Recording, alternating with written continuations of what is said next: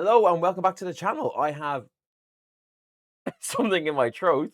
It is time for another tournament battle report where I played a 3 round 1000 point tournament in Underworld Gaming yesterday.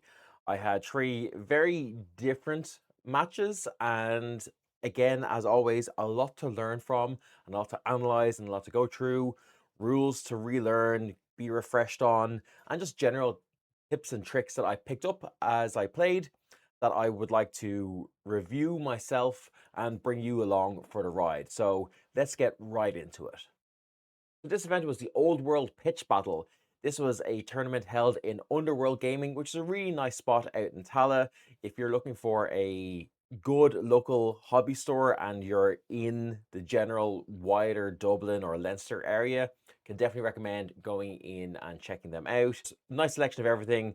Got a lot of RPGs, got a lot of Warhammer, got a lot of board games, just good vibes all around, good things to have there. This was a smaller points event, so this was only 1000 points, which is obviously very different. A lot more players than the last tournament I went to. There was 20 players. I think this kind of just really goes to show the old world in Ireland is still very much in its infancy and is still growing and burgeoning.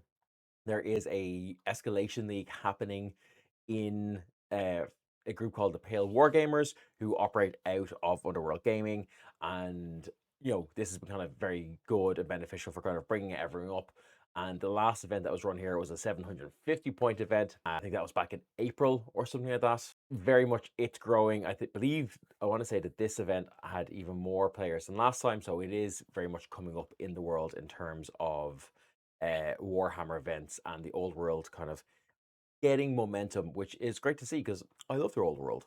It was a 3 round, 1 day tournament. There was no comp on it at all, with the exception of having grand melee and combined arms, a la the match play guide. It was on 4x4 boards, so a little less room to maneuver around, but I think for 1000 points, this is fine.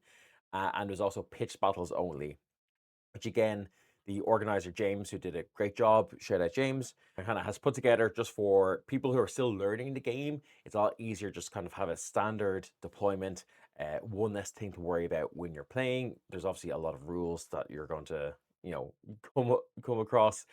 So I think having pitch battles only is a good thing, especially for the lower level games or lower points level games, to just keep things running smoothly, and kind of just fosters it to be a very much more a relaxed, casual atmosphere. That said, there were some games who were very much more serious than others, which is great. And um, in particular, the winner of the tournament brought, by his own admission, and who was one of my games, uh, brought a very nasty list. I think 1000 points is a very interesting points level. Things start to come alive. They feel a little bit more like Warhammer. You can have a bit more powerful builds for your characters. We'll go through my list in a second, but I was able to bring a level 4 mage and a captain on a stag. So you are getting a lot of kind of different things in there. I think 1500 plus is kind of really where it starts to come into its own. But I think 1000 points is a good level. Each round was only 2 hours long. Didn't really have any issue getting my games done in that time limit. So yeah, this is great. So speaking of my list, I brought a Glade Captain on a Great Stag. I gave him a great weapon, a shield just to, ward against shooting. I am running him solo, so having a 3-up armor save is really nice. Aspect of the bear to give strength 5, toughness 5 as a base. Strength 5 shooting, it's only one shot, but you're hitting more often than not. And a strength 5 shot means you're wounding most things. Any chaff things that you want to shoot at, you're probably wounding on a 2. And if you're trying to shoot off big things like monstrous infantry or monstrous cavalry, you're probably wounding on a 3, maybe a 4. And then also toughness 5 is just really nice. I feel a lot more comfortable putting that into a unit and expecting that he's probably going to not lose any wounds. He might not, win combat against something with a lot of combat res, but he's probably not going to lose wounds either, which is important to kind of like retain your points value and retain points in this small format. He then had an Annoyance of Netlings and Befuddlement of Mischiefs, so -1 to be hit in the challenge, and units in base contact have -1 weapon skill and initiative, which actually came in really clutch in one match in particular, but actually in two of them. And then, yeah, I give him a Talisman of Protection as well, just for that 5-up ward save, which very much came in clutch. Then we had a Spellweaver on an Elven Steed. I had to proxy this because I've ordered a nice Spellweaver on Steed. It hasn't arrived yet, but yeah. I once again used the lore of the wild, which I really like this lore. I think it's very, very good. Casting values are a little bit high, but I think, and I don't think I would use it with a level 2. I think it's too untenable. But for a level 4, most of the things you're casting on a 7. I think only one spell you're casting on, on a dice roll of a 7, and one you're casting on a dice roll of an 8. So yeah, and then the Ruby Ring of Ruin, because again, at low points levels, magic missiles are kind of overpowered. They definitely punch above their above their value at a lower model and points count. For core, I had 10 Glade Guard with Champion, Arcane Bodkins, and then 6 Glade Riders, which I just love this unit. Reserve move, Banner of Springtide for a quick shot, and Arcane Bodkins and a champion in there as well. It's so versatile, and it let me have a bunker for the spellcaster as well. It's having a very mobile unit, be able to plink wounds off things with its shooting, and then with the magic missiles in there as well. Really, really versatile and powerful. Then for special, I had 7 Wild Riders with shields and a Wild Hunter in there, and then a Great Eagle. So let's get into these games. I think in a similar way, I'm going to do game 1 only in this video, and then I'll cover games 2 and 3 in the next one. But we'll see how we go. Some of these, there's more to talk about than others. But for now, let's get on to game 1. Actually, before we get on to game 1, let's talk about the results. I came in third in this event, which I was very happy with. I didn't expect to come in third. Now, this was a lot more, as I said, a lot more a casual, chill event. It didn't have kind of like formal competition or tournament vibes, but that's fine. That's not the type of event it's trying to be. It's definitely more of an event that's just trying to get people into the hobby. That said, there was a lot of competition and a lot of people bringing their A game for fighting for the top spots. Just before the tournament ended, I was in third place, but I was expecting to get knocked down because there was people on table 2 who ended up going the other way, but it was Tomb Kings versus Wood Elves, and had Tomb Kings won, I think they probably would have knocked me down to fourth place, but it looks like actually it was the other way around, and the Wood Elf player got it. Big up Wood Elves, and whatever way the points worked, I was able to kind of maintain my third place, which I was very happy with. Again, I'll put the link down to the Old World Rankings page in the episode description in case you want to have a look at the lists and have a look at what the rankings and placings were. But for now, let's talk about Bretonnian exiles. And there was a lot of these. I don't know who in Bretonnia is exiling all these barons and captains, but there was 5 out of the 20 people that took part were playing Bretonnian Exiles, which is insane. Pretty much all of them were doing a variation of this list, which was a Blender Baron on a Blender Baron on Barded Pegasus. That's a tough one to say. With a Frontier Axe, Charm Shield, and the Virtue of Knightly Temper. Uh, Builds may have, you know, different slightly, but I think they all had the Frontier Axe and all had Virtue of Knightly Temper and are all on Pegasus. Maybe they used 5 points for something else, but I think this was the build that they were using. My opponents, It was a guy called Keith. He was really, really nice. He had a beautifully painted army. I really liked it. It was like really clear block colors that just kind of like the finish on them was really, really nice. It was a really nice army to play against and see on the table. So I really appreciated that. He had an outcast wizard with a flame strike, which basically just like a big power fireball that you could use once per game, and then level 3 demonology.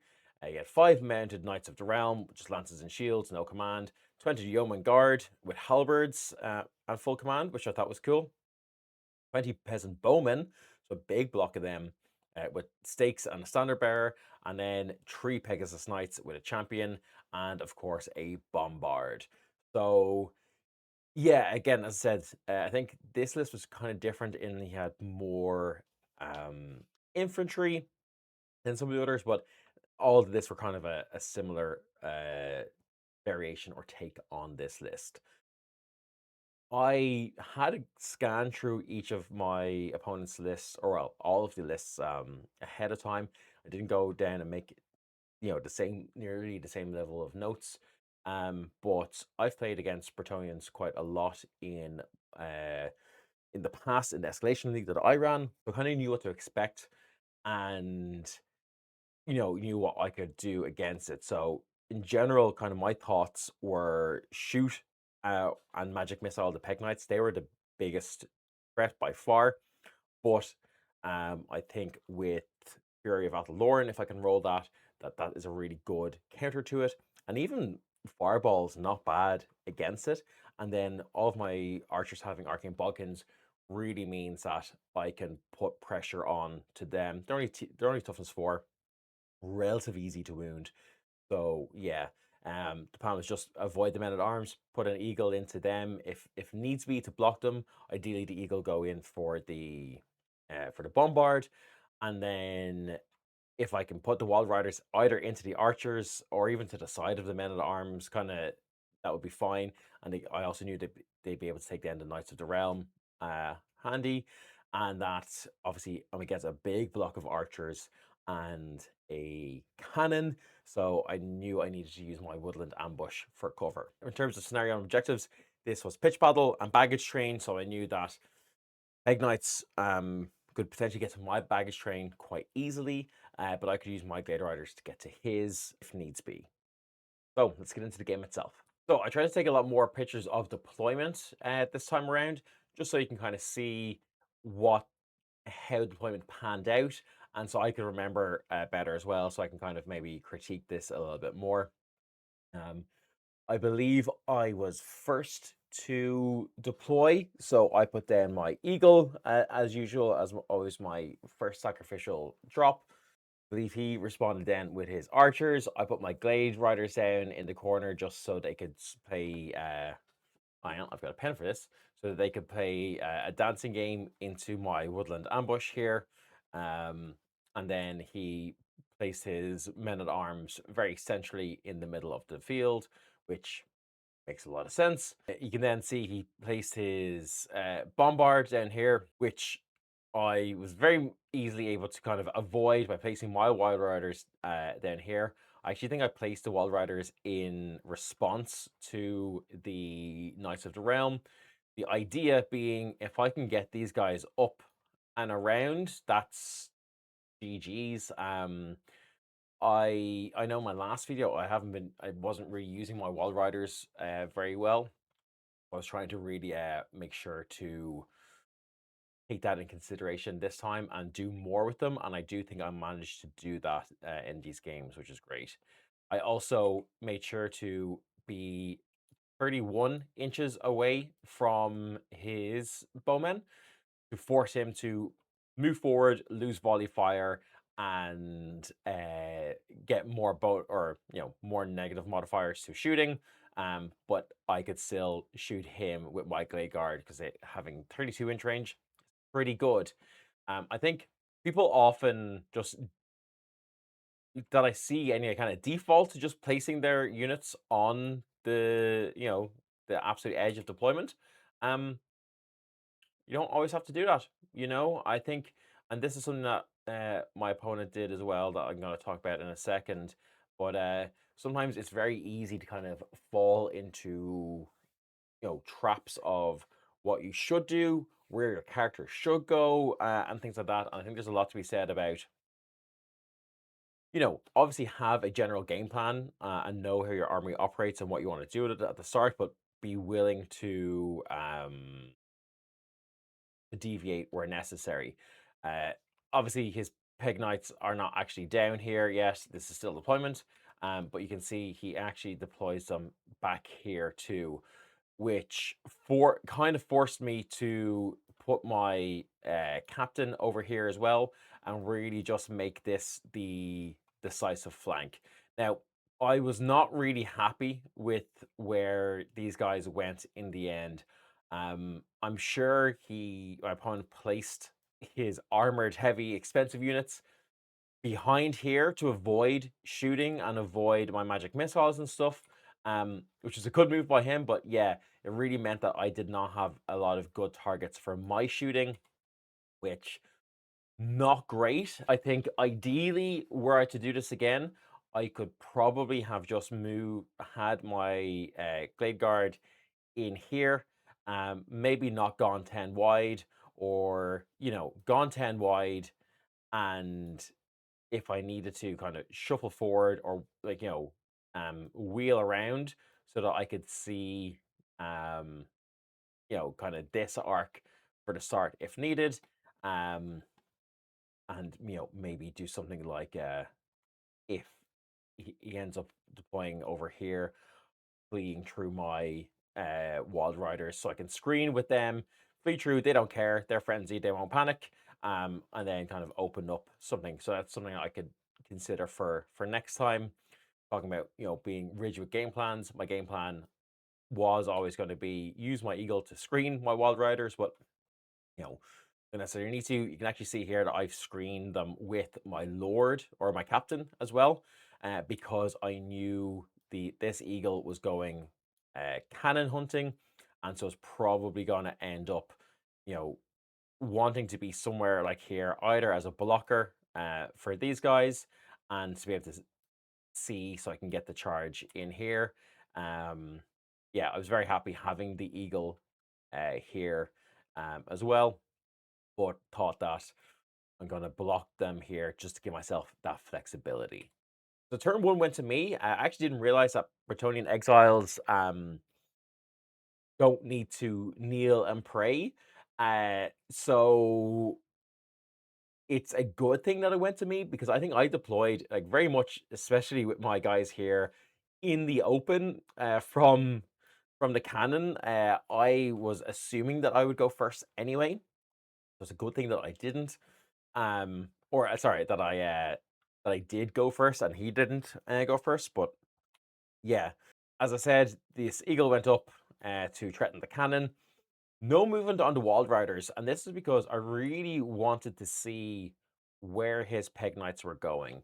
Um, I assumed everything was going to come forward. Obviously, the Mounted Knights had to do that, and it was unlikely that he was going to put his Peg Knights out this way because that would just open him up for this shooting and also block line of sight with the cannon. Thankfully, the cannon really did not do anything this game uh, because of how I was playing with the terrain. Being able to dance these guys in and out of the forest reserve move, honestly, so useful, just so useful. So yeah, that was good. But yeah, I really just wanted to see what was going on here so I could react. I knew that had he marched, 16 inches or so and gotten to about like here with his lance, I've got a relatively easy charge. Also, with them having counter charge, I think it's always a little bit safer to declare charge closer to the, an unlikely charge because they're always going to counter charge and they're always going to move forward at least 2 inches. Um, So, well, they're not always going to countercharge, but it's very likely because they don't want to risk you getting in and them not getting their lance bonuses or furious charge, whatever they have. So, I think you can always count on your opponents using countercharge if they have it. But yeah, I really wanted to see kind of where they were going to end up before I really committed to anything.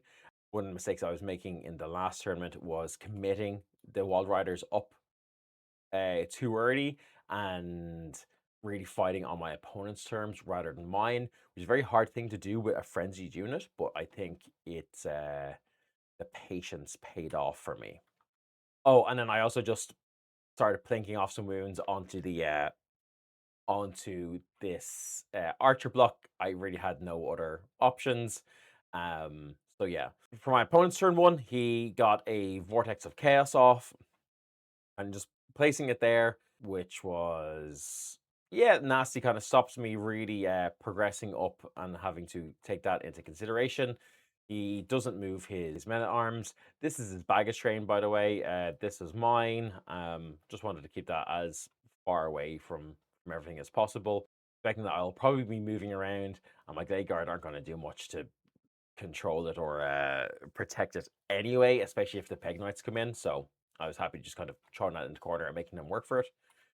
You can see his Knights come this way, and then his Pegs go this way. This black string here along the side is the board edge, which you'll see he was dangerously close to, and yeah, that was going to be his downfall.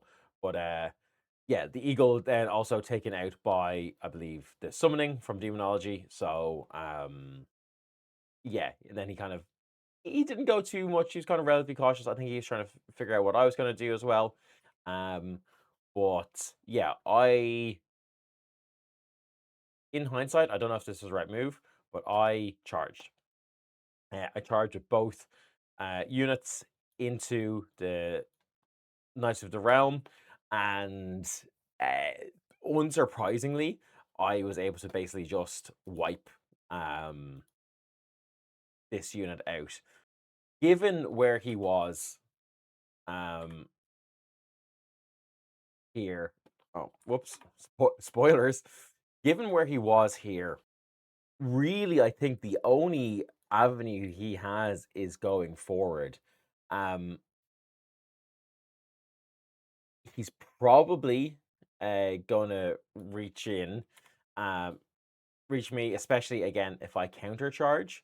So there is maybe a world in where I could have done something like marched my stag in here and prepare for a counter charge this way, so that if he goes in, that you know, I get the stag in afterwards. But yeah, anyway, I decided to go all in and charge up, get a few spells and shots off on the archers, really whittling them down. I took Flock of Doom pretty much uh every game this event.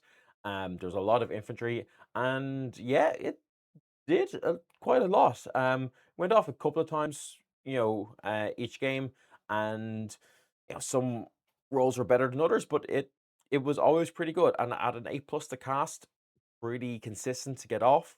Um, so against things like that, yeah, it's pretty good, especially in these lower kind of points formats. So yeah, I've already always kind of tend to sleep on the signature spells for Wood Elves. But Block Doom, not bad in the right matchup. Speaking about spells, actually the spells I rolled were Fury of Atalorn, which was great. Had I got a chance to use it on the Peg Knights or these Knights. Ariel's Blessing for regen, which honestly didn't really come into it that much. I had Spireful Torrent, which I don't think I got to cast once.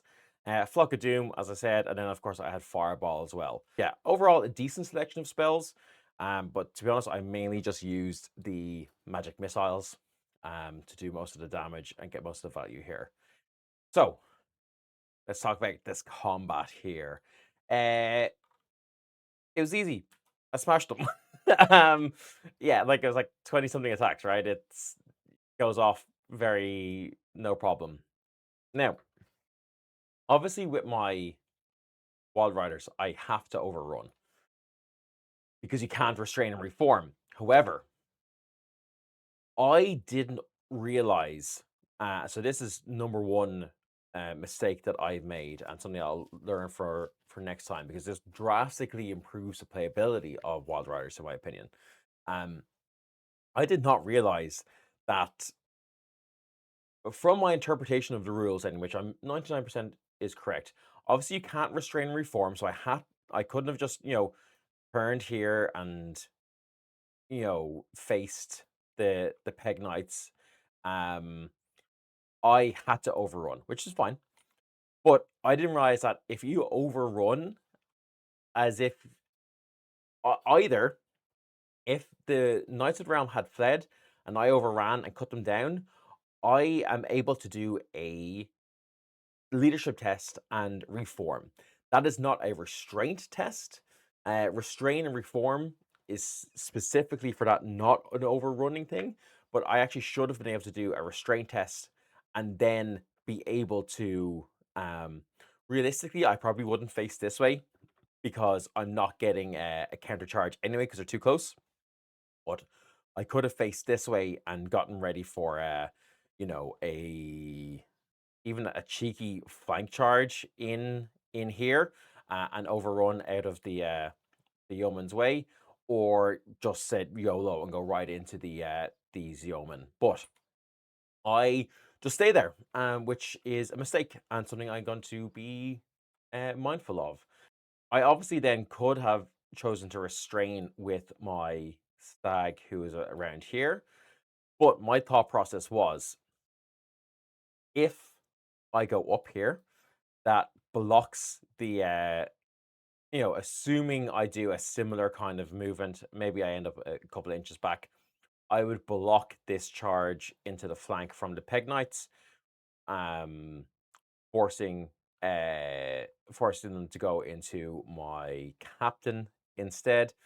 Realistically, looking at this, that's probably not the case, and yeah, he obviously wants to use his Blender Baron against my guy, which is exactly what he does.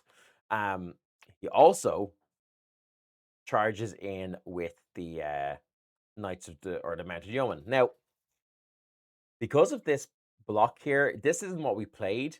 But because of this block here, I actually think he wasn't able to fully close the door. Because of, like, if you can see here, my line is this way, right? His line is, sorry, I'm gonna make this neater. So my line is, oh my god, I can't. This is so hard to do. Is there a better way? Is there a better way? No. Okay, so my line goes up here. You can see anyway that this line is not the same. So I actually think what should have happened is this is a disorder charge, and he either doesn't get an initiative bonus or doesn't get his rank bonus, something like that, whatever it is. But yeah, something to be wary of. So he gets his charge in here, and he gets his charge in here. I actually consider for a while fleeing this charge. Um, I obviously eventually didn't, but my thought process was, and I'm not sure that fleeing. I think fleeing actually might have been the better move here.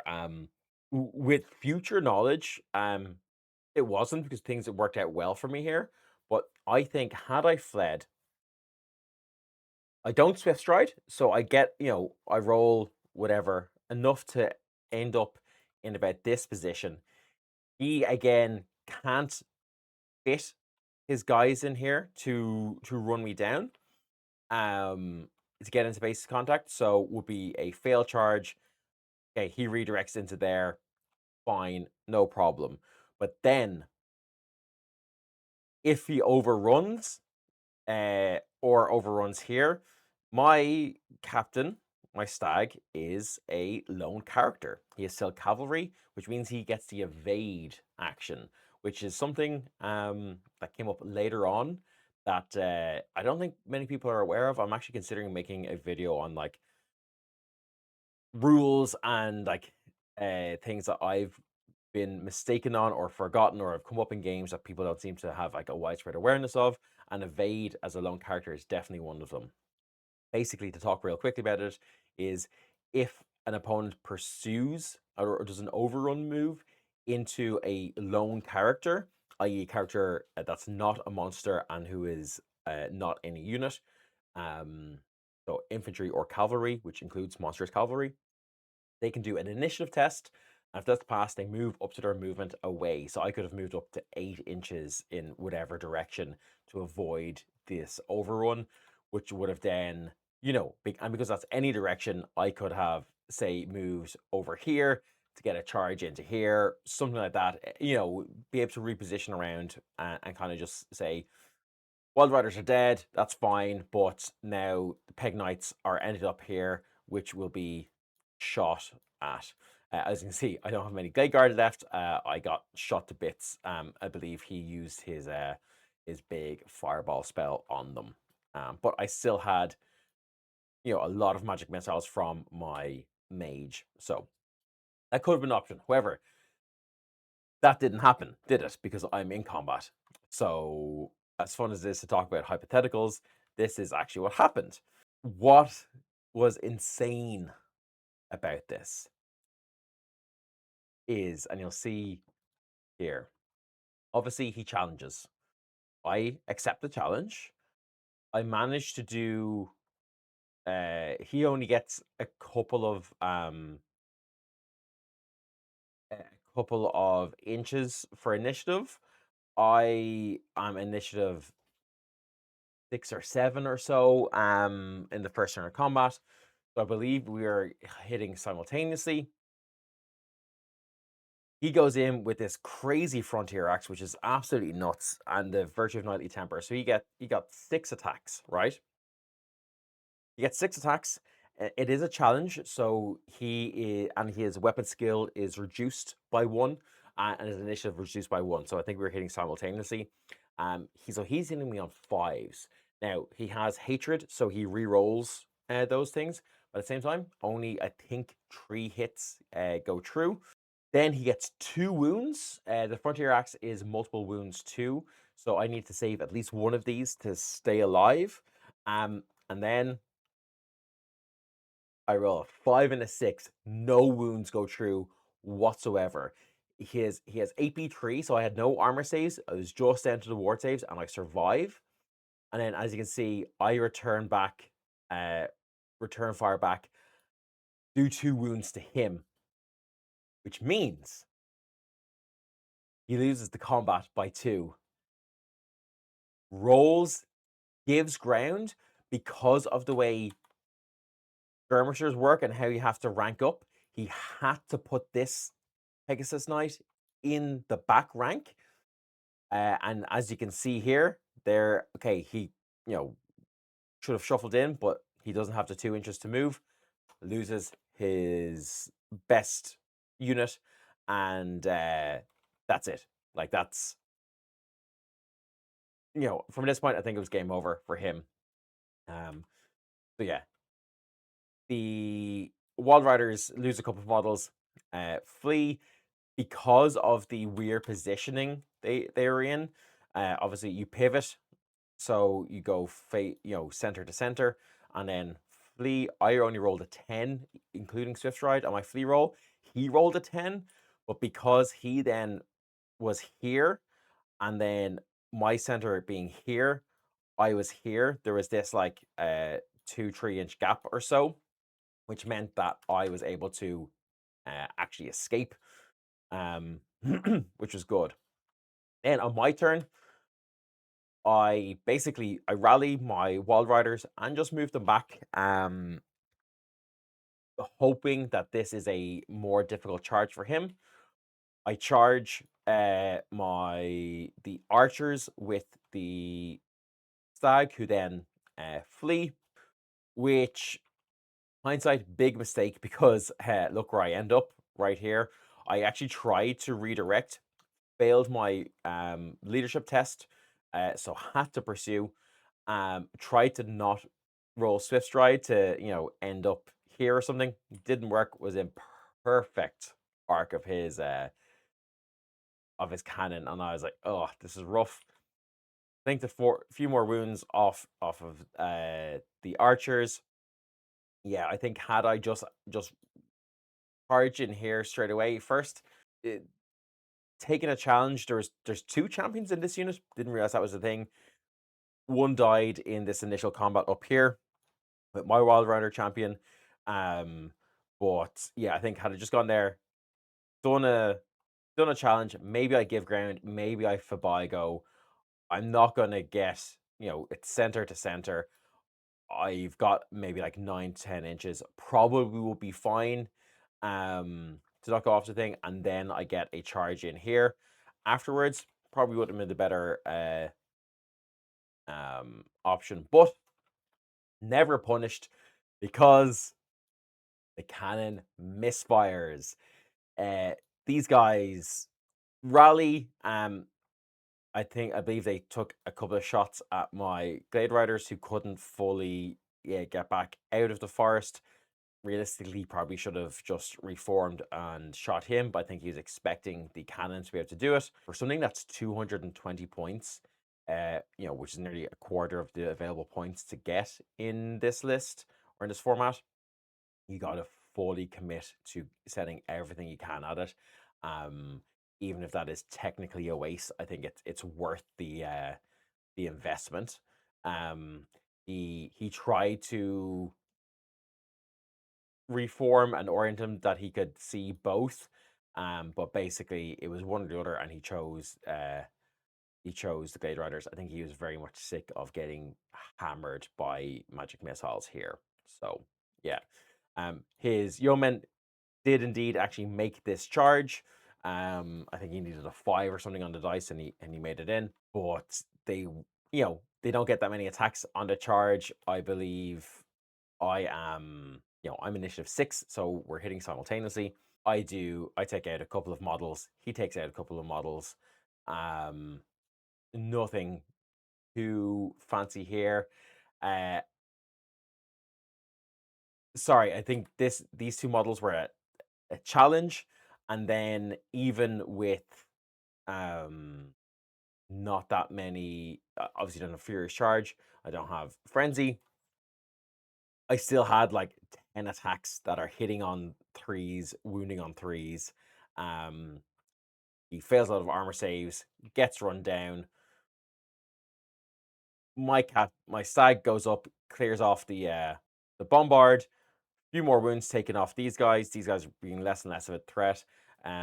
Glade Riders coming in to threaten the baggage train, and at that point, then he calls it, um, saying that he, he's happy that I have the movement and the unit strength to get into the baggage train, and that just with enough shooting and or getting these Wild Riders in, that I'm going to be able to take him down. So that was game one. So yeah, I think this will be a shorter video than my previous set of videos. These are shorter games. So stay tuned for part two, which I'm about to record right now. I don't know when I'm going to get to upload it and edit it and stuff, but yeah, stay tuned for that, where I play against a nasty, nasty Vile-Tide spam list, and then an Orcs and Goblins list. And again, lots more learnings to take from that, and things I'm going to be keeping in my in my memory banks for future. So thank you for watching, thank you for listening. Hopefully you are finding these interesting. There's some things that you are picking up, and again, as always, if there are moves that you think I shouldn't have made, that you think are mistakes, I would love to know them. I am making these videos so that I can learn first and foremost. And if I learn anything, I'm passing it on. But I am by no means a pro. I've got a lot to learn.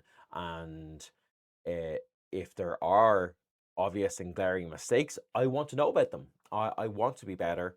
And because I enjoy kind of pushing myself to that degree, and I enjoy the challenge of playing to a higher level, and doing it in such a way that, of course, you still have fun. So, yeah, again, Big shout out to Underworld Gaming for being the venue. Shout out to the organizer James for organizing another event. He's doing a lot for the old world scene in Ireland, which is fantastic. You love to see it. Shout out to my opponent Keith here, who was a great sport throughout, and took this absolutely wild situation that he really should have um, won in with this Baron v Lord Captain combat. He really should have won that, I would say, and took that in his stride. Doesn't seem like he let it affect him. We went out for lunch and stuff afterwards. But yeah, thank you for watching. If you're interested in TTRPG content, go check out Harfire Media. If you're interested in LARPing, check out Harfire Media as well. And until then, I'll see you on the next one.